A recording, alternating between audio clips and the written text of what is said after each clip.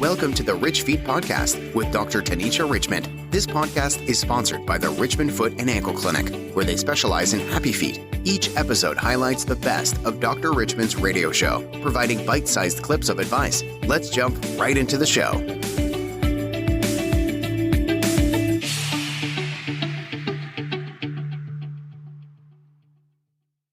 Back to what we were talking about, where you were talking about the smoking. Now, what about patients who are on dialysis? What does the dialysis or the kidney failure do to people? So dialysis is, as you know, rough. By dialysis, it means that your kidneys have failed. And what do the kidneys do? The kidneys wash the blood. They keep the different types of chemicals and electrolytes that we have in our blood in hemostasis, where they keep it all level, where the levels we're supposed to have.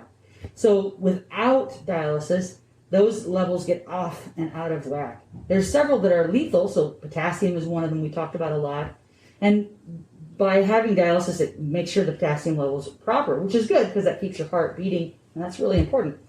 So unfortunately, though, as you get in dialysis, lots of things happen with the other electrolytes as it's trying to find this hemostasis. And one of those things is called calcium. Calcium is super important. We have it in our bones. We have it at levels that we need to have for our heart also. But what happens is that dialysis itself, and end-stage renal disease, that's what we call it, causes what's called biomineralization. I know it's a big word, but I'll break it down. Bio meaning life. Mineralization is exactly what you think it is, minerals being deposited in your cells. So by having end-stage renal disease, it triggers biomineralization, or hardening of the arteries outside of just cholesterol. So it causes the arteries, really from your brain to your toes, every artery to have some increased biomineralization, which can lead to heart disease, which can lead to blockages in your legs, especially blockages in the smaller little arteries, including fingers and toes. So you can have people with end-stage renal disease who actually have rather normal cholesterol numbers, but still have biomineralization of their arteries, causing blockages in the arteries. They'll say, hey, I have my cholesterol's fine. Yeah, but you have end-stage renal disease, which makes it so that dialysis... is there a correlation of how long they've been on dialysis? Yes. As how long it takes for them to develop the vascular disease? Yes, about 3 years. And this is where I encourage anybody that has end-stage renal disease to get a transplant. So with a transplant, the average wait time, if you don't know someone to donate to you, it's about 2.5 years, 3 years. University of Cincinnati, OSU, Toledo, Indianapolis. These are places around us that have transplant. So the wait list on these places is around 2.5 years. So what's interesting is it's about 2.5 years that you start really picking up on the biomineralization or the hardening of the arteries with end-stage renal disease. So the toes are threatened after about 3 years. Of being on dialysis. Mm-hmm. And then, of course, if they're diabetic, that adds to it. Yeah, absolutely. If they have high cholesterol, that adds to it. And then if they're a smoker, that was a punch to the vascular system. So for those patients, I know they should be seeing a podiatrist. Yes. But they really should be seeing a podiatrist. Now, should those patients be getting an ABI every year? Yes. Okay, absolutely. every year. And what's interesting is more and more insurance companies are actually approving something that are called localized glucose checkers. So they have small little patches that look like they're Velcro. They go on the skin with a sticker. Yeah. And you can actually hold your smartphone up to the sticker and it will tell you your glucose. The sticker stays on for 2 weeks. So I was actually swimming with some friends and their son has diabetes. And he was jumping in the pool and getting out of the pool and jumping in the pool. He had it attached to his side right below his rib cage on his belly. And he was playing like a normal kid. He's about 13. Jumping in the pool back and forth. Yeah. And his mom's like, let's see, you're pretty active. Let's see how you're doing. She just holds up her phone to it. He was doing fine. He was like 108. Yeah. Jumped back in the pool. And it gives that sense of I'm under control and I have some control of what my glucose is. Because a lot of diabetics feel out of control.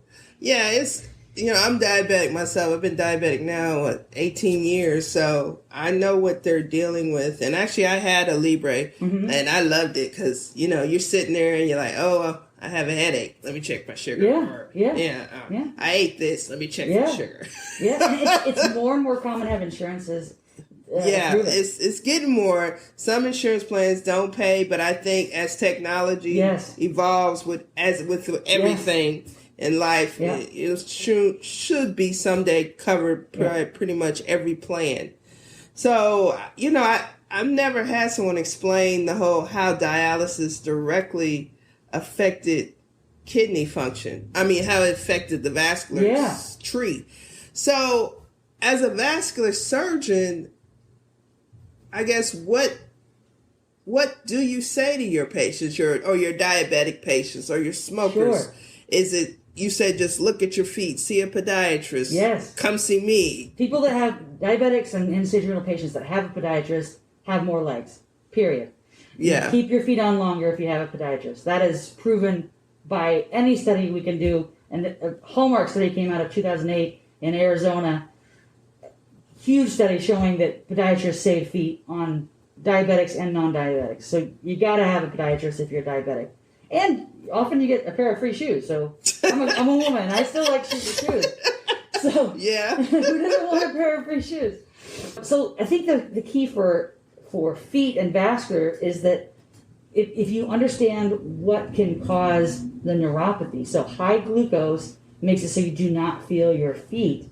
That causes three main things with your feet. It causes your feet to change its architecture, which means that oftentimes the arch changes shape, which means your toes change their shape, which means their toes have different pressure points. And those different pressure points, because you don't feel your feet, then can lead to what's called a repetitive injury, meaning as you're walking, people that feel their feet move their feet around and change their location. People that don't feel their feet repetitively hit the same spot in their feet over and over again. So they don't realize that they're having problems.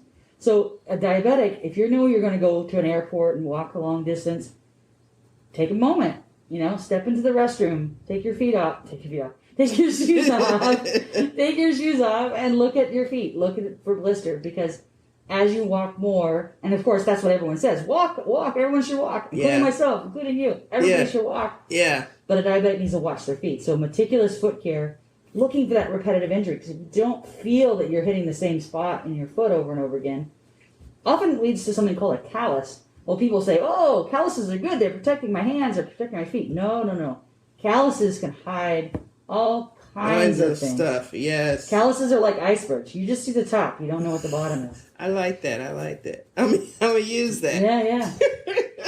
So I know one thing, when I do the ABIs in the office and I explain the tests and I explain the waveforms, and they're like, well, what can I do at home to fix this? Oh, absolutely. I think that the thing that I choose to do is basically think of trying to have as little processed food as possible. Okay. I think that helps a lot. There's a lot of sugar in processed foods. Why? Because sugar tastes good. Your brain likes sugar. But if you look at the packaging, and that's one of the hardest things in all of being an adult, one of the adulting things I tell people, read the packaging. Yeah. Read how much high fructose corn syrup, how much sugar. There's many different names for sugar. It's hidden everywhere. Yeah. Fructose, sucralose. They talk about modified corn syrup. They talk about corn syrup. They call it. There's 1,000 different names for sugar, but they're all trying to get sugar in there. So if you can try to get away from foods that have a lot of sugar in them, it can help. And carbohydrates also, but it's the sugar that we find that's everywhere. And then I know you've told patients to walk. Yes. So for me, I tell patients that 150 minutes, and this has been studied over a 3-year study out of Britain, 150 minutes per week can lead to better vascular health. And that's just walking. This is not Jane Fonda. This is not, line dancing. We're talking about just boring, everyday walking. Get yourself up and walk. What's interesting, though, is that the minimum walk time was 15 minutes. So under 15 minutes, we can't show a benefit. So I make a distinction between what I call shopping walking and actual walking. So shopping walking is you walk a little bit, you look at something, you pause, you look around, and you start walking again. Your brain does not know that as walking. Your brain thinks that's complicated standing. So complicated standing. Okay. So you got to actually choose to walk longer than 15 minutes in a row. And it's so endurance is more important than speed. So you need to walk up to 15 minutes to start finding that benefit. Continuous, not stopping, not shopping, not, don't count grocery store walking as walking. That's so not mall walking. Yeah. Or walking your dog. My favorite thing right now is I tell most of my patients they need to go to the Air Force Museum. It's air conditioned, it's flat, it's got chairs everywhere. Wonderful people, and you get to learn some history in the process. And it's got free parking. And it's huge. And you aren't likely to buy something. So, I took my dad there. He's retired Air Force. He found out information about the Air Force he didn't know about. It's cool. It's quiet. It's a great place to walk. I will tell patients that. But I always tell them go to the mall. Yeah. Or take their dog. Yeah. Walk the dog. Yeah, the dog loves to walk. Now be careful. A lot of dogs will stop and do complicated standing too. So you gotta make sure that dog keeps moving. So. But you said the Air Force Museum. Yeah. I'll tell people that because that is free. Yeah, I think huge. If you walk to the president's airplanes in the back, it's at least a mile and back. I'm sure it's a long ways. Yeah, the Air Force Museum are like that. They need the traffic now. Yeah. Wow. Yeah. So I think from a health point of view, 150 minutes, that's the break point, which in the overall globe of a week, that's time not of a much. week, that's not much. No. So, 10 little walks, several big walks, but you need about 150 minutes to keep your legs healthy. And that is the large muscles of your thigh and the large muscles of your calf. These are the muscles that really, really need to be moved. So, do you know now patients always love when we ask, do you smoke? They always say, well, I smoke marijuana and that's from the earth. So that's good stuff. So. The lungs don't know that. So explain to people what marijuana does to you. So, I think for one, we have limited studies about how it actually affects the vasculature. But we do know that it does affect how your lungs breathe. It does affect how your body moves. And we don't actually, because there's not been any large trials, I can't tell you that it leads to atherosclerotic plaque. I just don't have the data for that, so I do not know. Okay. Yeah. What is COVID-19 doing to the vascular system? So I'm going to let her answer that question. Well, as I know that everyone understands this, COVID-19 is a new thing. We have not seen it in the medical community before January, or really December, but in the United States and before January. So one of the things about COVID-19 that we've learned over this last 8 months is that it clearly triggers the inflammatory system. The inflammatory system is directly related to how we clot and unclot. Our blood, it needs to be liquid form inside of our blood vessels. So that each blood vessel, if you think about a blood vessel, is a tube of cells. Think of it almost like the Romans had aqueducts and they had bricks all connected together with mortar. So carried water, it's still watertight, but it's made up of individual cells. So what we've learned is that these cells that are lining the arteries are inflamed and becoming inflamed, and this triggers the clotting cascade, which is called coagulation. So what we're learning is that patients that are getting a higher inflammatory markers within COVID, they are having a higher amount of coagulation, which is called a hypercoagulable state, meaning hyper meaning high, coagulable meaning clotting. So we're finding patients that are having, people that have high inflammation with COVID are having more strokes, which can be a clotting problem up to the brain, more limb loss, which can be a clotting problem towards the legs and the feet. And we're finding that if patients that have high inflammatory markers that are sick in the hospital, we're actually putting them on anti-clotting medications, which can include Lovenox, which can include heparin, and sometimes we're actually adding other medications that can allow the blood to be thinner. Does that mean that everybody needs to be on a blood thinner? No, it does not. It just means that if your inflammatory markers are high in the hospital, that we will look towards working on thinning the blood some. But we measure this, and we can measure this and how it goes. There has been some talk about COVID toe. I have seen 2 patients in Dayton that actually presented with this. It shows up, for example, if this was a toe, this is obviously my hand, but if this was a toe, it shows up as small little black spots on one or other toes. And we think that this is having a high inflammatory response triggering these capillaries to clot off.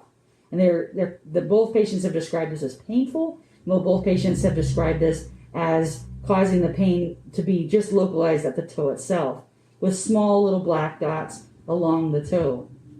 Both of those patients I then sent to the hospital to get tested. They both had high inflammatory markers, and both were placed on anticoagulation. And they both were positive for COVID? They were. Now, one of them also had respiratory symptoms, so he needed to be in the hospital regardless of whatever was happening to his toe. And the other lady, she actually presented to the emergency department for the toe. We put her on blood thinner, and she actually went home. But they were both then home quarantined for 14 days to make sure that they were separate. Oh, now I know we've had some articles come through some of our podiatry magazines where they talked about it, but I haven't seen it. And actually, the pictures that we saw, it was kind of more like the toes were swollen. But you said the pinpoint. I'm just telling you what I've seen. Yeah, I'm glad to know what to look for, because it kind of almost describes like what we see with a wart. Mm-hmm. We see the little dots of blood in the toe. Mm-hmm. So for a patient, say someone that has a history of a DVT or blood clots, should they be talking to their vascular doctor or making sure they're on blood thinners? Or well, if you have a DVT history, this is a conversation you should have with your primary care doctor about what your anticoagulation plan is. DVTs come in two forms. They're called provoked or unprovoked. Provoked, it kind of makes sense. You break your leg, you put your leg in a cast for a very long time. Those veins are being stuck in a mold for a very long time. Those veins have provoked in DVT. Unprovoked, that's the more serious one in the sense that you don't know why that's happening. So those are the ones that often need genetic testing. Sometimes you have cancer workup. Sometimes you have COVID testing nowadays, looking for something to provoke it. It's the unprovoked that are much more complicated and much harder to understand why they're happening. So if you have a history of DVTs, you need to understand whether or not you have a provoked DVT or an unprovoked DVT. If you had, I sat in an airplane for, 20 hours, well, clearly that's a provoked DVT. Okay. Whereas if you have a DVT just out of the blue, those are the ones that you have to really talk to your primary care doctor about getting all kinds of workup in the sense of looking for anything from cancer to genetics. Okay. And you had mentioned about veins. Yes. Varicose veins. Yes. Well, you didn't say varicose veins, but how does that relate to vascular disease? Because I have a lot of patients, or just plain swelling. Like I have a lot of patients who are just swollen. And generally I always say, well, how is your kidney, liver, or heart? And then they'll say, well, I'm in heart failure. Well, it's your heart. And then I'm in liver failure. Well, it's your liver. I'm in kidney failure. It's your kidneys. But swelling is systemic until proven otherwise. Okay. So it's rare for varicose veins to be the cause of all your swelling. So I always make sure your heart's okay. Just like you said, make sure your kidney's okay. Make sure your liver's okay. Because those are the things, the chronic illnesses that are really important to catch early. And this may be the hallmark sign. Women have silent heart attacks. It may be leg swelling as the only thing that will tell you that you had a silent heart attack. And that's for me, as a female, that says, okay, so I need to listen to my body. I need to listen to what my body is telling me. And if leg swelling is the first thing that tells you have some renal failure, this is a thing you need to not ignore. Don't ignore swelling.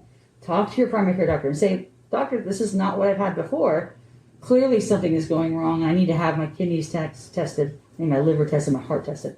So what about compression stockings? Because I know they have, I need some compression stockings. And I'm like, but we got to check your vascular status first. Yeah. I need to make sure we don't cut off the little blood flow you got by putting you in a compression stocking. So when should a person wear compression stockings? Well, I hate to tell everybody out there, but varicose veins are genetic. Well, not totally genetic, but mostly genetic. So if your mom or dad or aunt or Uncle Bob has varicose veins, well, guess what? It's just as good as brown hair. You're probably going to have varicose veins too. It's not sex, male or female, doesn't matter.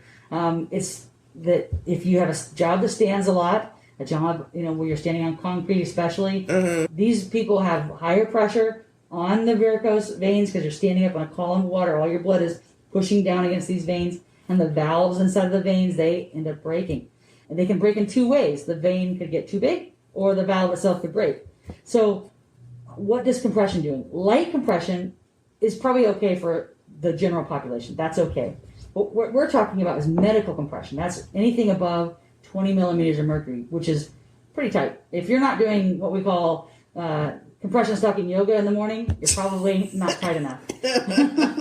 So I wear compression all the time. My dad has varicose veins. Okay. So I wear compression when I'm in surgery because I'm standing on hard concrete. So what I do is if it's not a struggle to put on, that sock is not tight enough. And for right now, the key is anything for me, I wear 15 to 18 millimeters of mercury. You can get this over the counter. And even if you have arterial disease, it's probably okay for that lower level of compression. Now, if you start crossing up to 20 to 30 millimeters of mercury, that's the higher medical compression. Probably need to get your arteries checked out, your veins checked out, because that is actually really tight. And those are hard to get on. And I tell people all the time, unless you don't need the medical compression, 15 to 18 is just fine. So if they're having mild swelling, 15 to 18, you said 15 to 20. So basically the over-the-counter ones. Mm-hmm. Yep. But the ones that I write, the 20 to 30, they need to have some vascular studies first, and then see you. And because I know they'll come in and then this is my favorite topic. Lymphedema. Explain what is lymphedema. Well, let's just start off by lots of lymphedema is just fat. I'm sorry about that. I would love to say that lymphedema is often fixable. It's not. Okay. Exercise, we know, does help. Moving your muscles does help. Moving your large muscles, like your gluteal, your thighs, your hamstrings, your quads, does help. We know that muscle movement around the fat that has that extra fluid in it helps. Compression, it doesn't always help. The problem with lymphedema is often it's variable in the sense that you're having a bad day, your leg's really large, and then you have a good day, your leg's really small. So a compression stocking can actually be like a tourniquet if you're having a particularly bad day. So lymphedema is a hard one because it makes it so that there's different amounts of fluid in and among the fat on your legs, and that makes it so that there's different amount of fluid in your legs in general. Losing weight absolutely does help. Compression does help, but I do more of the wraps. You like the Jones compression wraps? Yeah, or the Circades or the stuff like that. Yeah. What about the lymphedema pumps? They do work. They're pricey. They do work. I make sure that everything has been ruled out. Make sure all of the systemic problems are ruled out. Before they get the pump. Yeah, but they do work. 90 minutes, twice a day. Sitting in a chair with your legs elevated, the pumps do work. And actually, there's some benefit to the arteries also with those pumps. The problem is they're quite pricey, and not every insurance covers them. Okay, so let's see. We talked about lymphedema, varicose veins.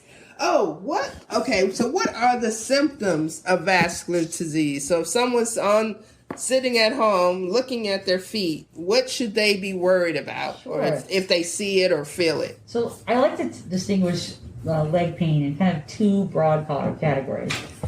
Kind of night cramps and day cramps. I know that sounds really simplified, but it helps kind of distinguish what's happening.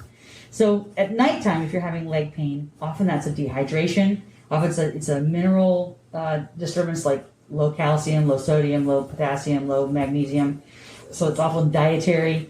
Night cramps can lead also to iron deficiency. If you have restless leg, it's often linked to iron deficiency. So nutritional deficiencies lead to night cramps. Unfortunately, also diabetes can be a sign. Night cramps can be a sign of night cramps, meaning like numbness and tingling and burning sensation. That can be a sign of neuropathy. So that night pain is a separate pain. Day pain, so that's more of, I think of it in two different ways. Is it happening while you're moving, or is the pain happening while you're staying still? If the pain is happening while you're staying still, I often think of that as electrical. So we think about spine problems, we think about nerve problems.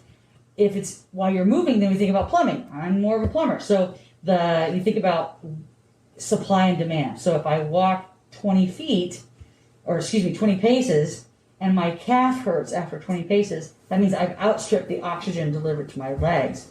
So it's a supply and demand issue. So that's called claudication. Claudication means a consistent amount of pain with a consistent amount of motion.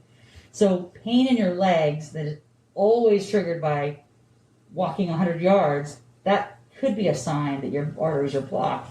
And it's a supply of oxygen to demand of oxygen imbalance. So restless leg, you mentioned that. And patients always like, I think I got restless leg. What is restless leg So syndrome? restless leg is where you have an uncontrollable urge to move your legs while you're laying still. Okay. And there is some evidence that it could be a sign of iron deficiency anemia. So you do need to have your blood tested if you're having restless leg.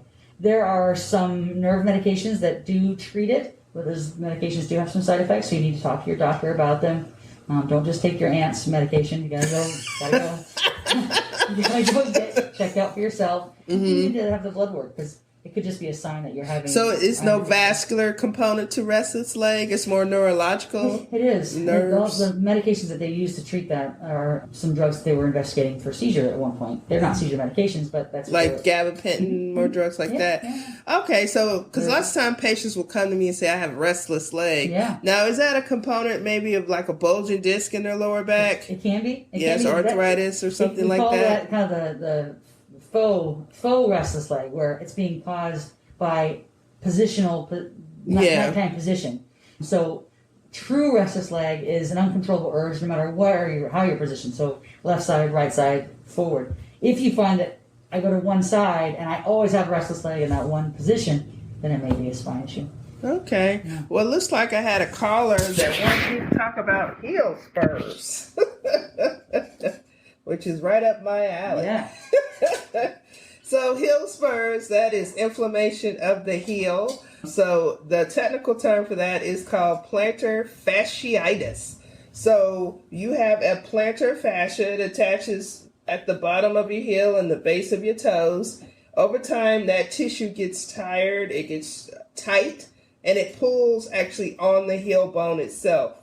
And lots of times people will say, I have a heel spur. So basically what the heel spur is, that tissue is pulled off the heel bone and the body has made a little spur where the irritation is. So the mainstay of treatment for plantar fasciitis is stretching at home. There's a lot of different stretching you can find online, taking a water bottle, freezing it, rolling it over your heel to see if that calms the inflammation. But generally, when you come to see me in my office, the first thing is we get a good, thorough history, because sometimes, like I was just talking to Dr. Gilkison, it could be a back injury. So they could have a bulging disc, a compression of a bulging disc, arthritis in their lower back that presents as heel pain in the foot.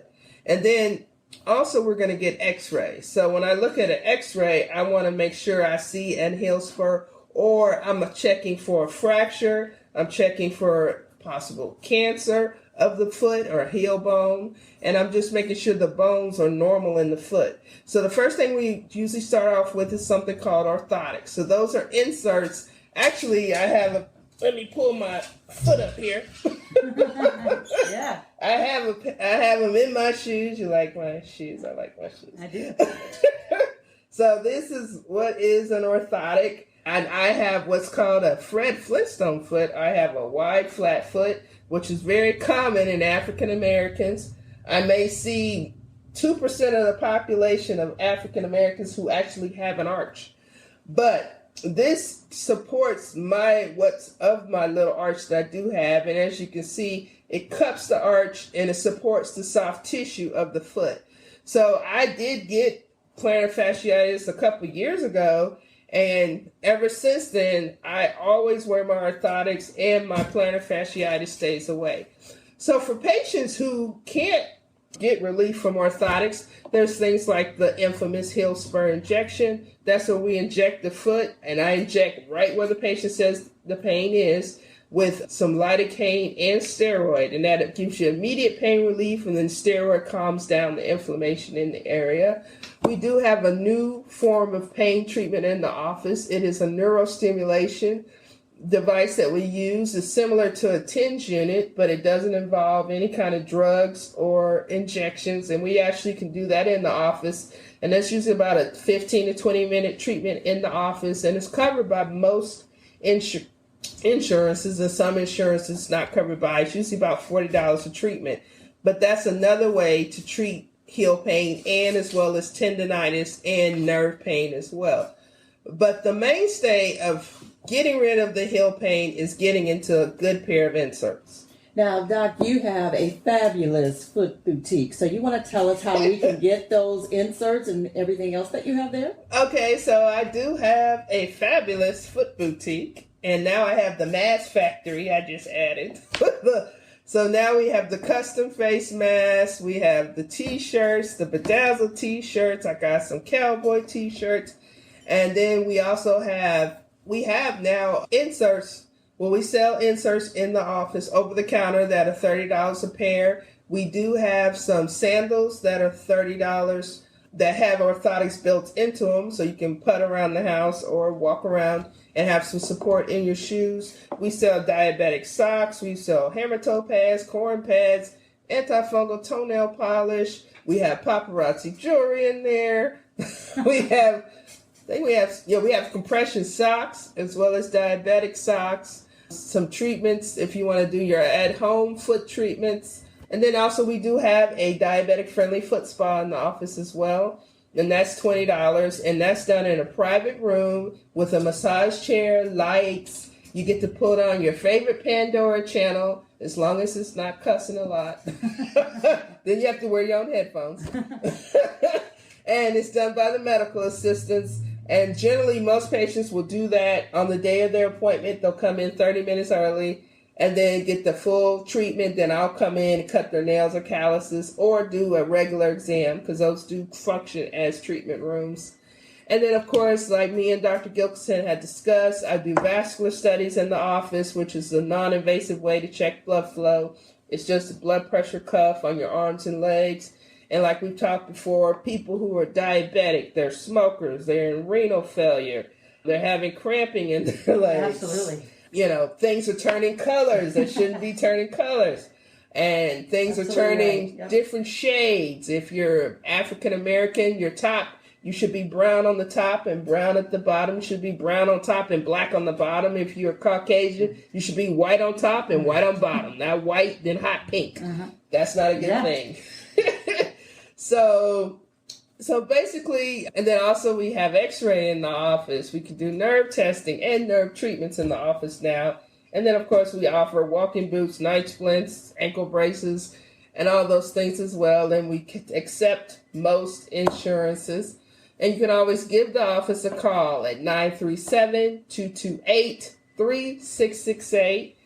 If you are an existing patient, you can schedule yourself online at richfeet.org. If you just want to ask a question, you can text me directly through Google. So if you Google me, there's ability to text me through Google. So I can get text. Doc, I think it's safe to say you just have everything there. So, and Dr. Gilbertson, wouldn't you say we need to do the toe and flow show again? Yeah. I mean, even if it has to be by phone, you are fabulous. Yeah, she taught me today. Very phenomenal. Very much enjoyed the show. And we're getting all kind of messages and responses from the listening audience. We appreciate you for that, and certainly appreciate you being here. Doc, you will be back with us on September the 26th, it looks like. So cannot believe we're moving that fast through the year. So you talked about a plethora of things this afternoon, but what would be your closing remarks? And we'll allow Dr., of course, Gilbertson to give her closing remarks as well. Basically what Dr. Gilbertson said, look at your feet. Look at your feet. Pay attention to them, especially if you have any of these high-risk conditions. If you're diabetic, you're a smoker, you're renal failure. Look at your feet. I tell my patients, your feet are not your childhood feet no more. The things you did as a 5 and 6 year old, you can't do in your 30s and 40s and above. And then once your feet become diabetic feet, they are now high-risk feet. And you have to take care of them, like wash them, look at them, look between your toes. Do you think we really want to ignore our feet? Do people really Yes, they ignore them. They do it every year.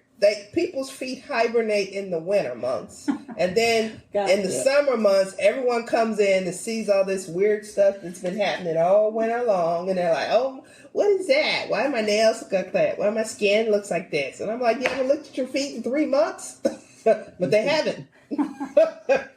And then, of course, look between your toes, especially my men. And if you've been in jail, please look between your toes, because a lot of the men, and I haven't seen many women, but a lot of the men who come out of jail come back with this horrific interdigital athlete's foot. I mean, it's dripping on the floor. I culture it. There's like 3, 4, 5 things living between their toes. It's hard to treat. They have to go on antibiotics, antivirals, topicals. And it's really bad. So, and the thing to really say is all of this is preventable. I mean, I would say I'm like the gatekeeper to the feet. I see the feet first. Absolutely. I discern what's wrong with the feet. Then I get them to the specialist like Dr. Gilkison. So I can walk in the room and be like, "Oh no, give me my phone. I got to call Dr. Gilkison. I got to text her because she got to see this patient today or tomorrow." Not next week. No, today. I call her. "Where are you at? Where are you at?" I got one. You got to see her today. She needs to be admitted. And I've had probably over my life, since practice, about 10 to 20 of those patients where I walk in the room and the first question I'll ask them is, "How long you been smoking?" Or, "What's your blood sugars? Are you on renal failure?" But usually the first question is, "How long have you been smoking?" Yes. And they'll always say, "Oh, 20 years. I just smoke a couple packs, but I quit last week." I said, "No, it doesn't reverse." And that's when I work them up. I tell them to give me my phone so I can call Dr. Gilkison and find out where she is. And I can get their information, get Dr. Gilkison's information to the patient so they can go see her today or the next day. Yeah. And Dr. Gilkison, what do you have to say about that? Toe and flow. I mean, I think the key for saving feet, we're feet fighters. That's we're not food fighters. Feet fighters. So I think anybody that has feet, the feet owner's manual says, look at your feet, wash your feet. Remember, even Jesus washed feet. So remember, we have to make sure that every foot. So if you love somebody, maybe they can't reach their feet, maybe their back hurts, wash their feet. I wash my mother's feet when I'm around her. I will take her feet. I will trim her toenails. I will make sure her feet are okay because I care about my mother. Mm-hmm. So these are small things, but I know as a child, something you can do for someone else is watch your loved one's feet. Wow. I used to thought it was because I would fly into Louisiana and my grandma and grandpa make me cut their toenails. Yep. But now I see I should have been enjoying it more. It's pure love. It's not enjoyment. It's love. Love makes you wash someone else's feet. That's a true statement. That is love. That is love. Love conquers all, huh? Yes, it does. Yes, it does. Dr. Richmond, Dr. Julie Gilkison, we so appreciate you today. Fabulous guest, fabulous show. Toe and flow. I love it. Toe and flow. I'm going to make that into a mask and a t-shirt. Yes, we have to do that again. Dr. Richmond, thank you so very much. You bring such value and information and education to our listening audience. And Thank you. Over the years and even today, through all that the country is going through, our city is going through, we certainly appreciate you and that fabulous boutique that you have. Thank you. So we want to make sure our listeners get over there and take advantage of all that you have over there. Thank you. We appreciate you. We'll see you back September 26th. Have a great day, ladies. All right. Bye-bye. We hope you enjoyed today's show with Dr. Richmond, sponsored by the Richmond Foot and Ankle Clinic. The clinic is located at 1323 West 3rd Street in Dayton, Ohio. Zip code 45402. To book an appointment, call 937-228-3668, or you can learn more at richfeet.org.